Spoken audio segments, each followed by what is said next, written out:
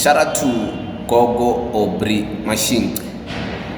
This man is very profound with his tongue.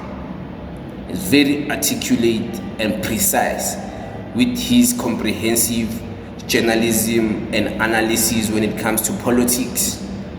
I get very inspired and very relaxed in my mental acceptance of his wisdom when I listen to him. So this guy was explaining something very, it was very thought-provoking what he was talking about, because of the battle between Julius Malema and President Jacob Zuma. He was speaking about it, commenting on it, potential threats, potential opportunities that can occur from this. But I want you guys to hear it. Shout out to Season for Walsh. Listen to this.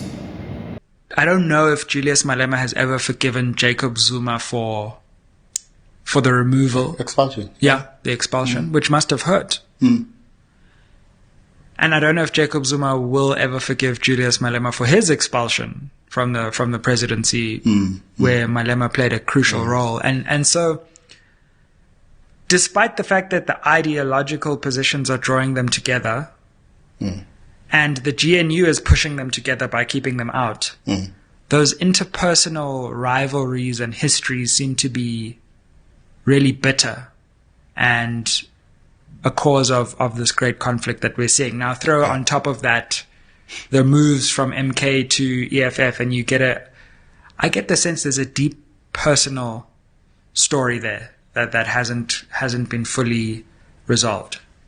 I agree that we should not focus too much on personalities. What we do, we move from that to another problematic position.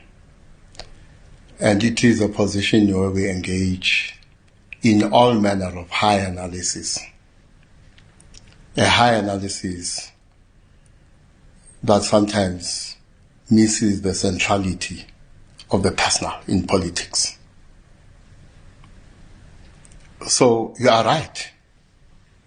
The personal in the relationship between the EFF and the MK party is not unimportant. Some might say is important. We were taught in the ANC, and I hope we're taught successfully. We were taught never to personalize political differences and never to politicize personal differences. We were taught that. And what I'm hearing here in this duel between the EFF and the MK party is exactly that. Personal differences are being politicized and political differences are being personalized.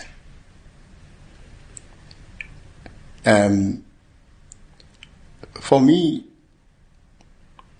you have the moment when Julius says he can kill for Zuma.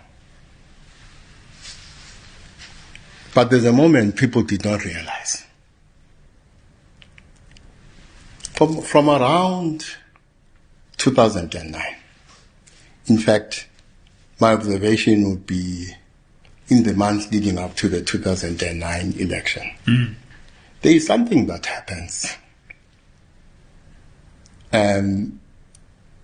which, when I looked at, I thought, Zuma can't be happy with this. Increasingly, when Julius Malema introduces Jacob Zuma,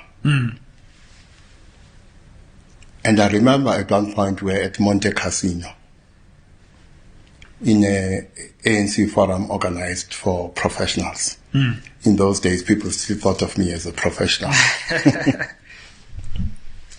So there I was sitting in the audience, and Julius Malema is on stage talking. And the sense I got was, Julius does not understand sociology of KwaZulu-Natal. There are ways in which you don't talk about a man such as Zuma. And to me, he was talking about Zuma as if Zuma is a small boy, is his object. And I sat there thinking, there's a quarrel brewing here. Zuma is not going to take this indefinitely. There is going to come a time when he will want to rebalance the scales, you know. And also, our politics is not only patriarchal. There's a very strong smell of testosterone in our politics. A lot of machismo in our politics.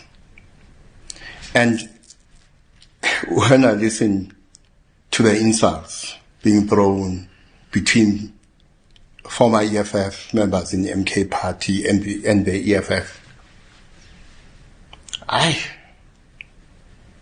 the smell of testosterone is overwhelming.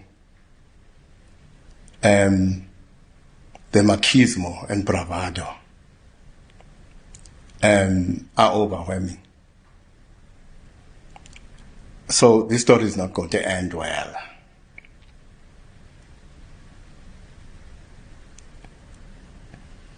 So I have a fear, a new fear. We now have Pay Back the Money 2.0. The EFF says we're going to attach Nkandla. Now, of course, the language is grandiose and hyperbolic. So, and maybe deliberate. You don't say we're going to attach Zuma's homestead. You are going to attach Nkandla. You know? Now, how that lands to Zuma supporters is problematic, because Nkandla is a metaphor for power. Whose power? Zuma's power. And it's also a metaphor for something else.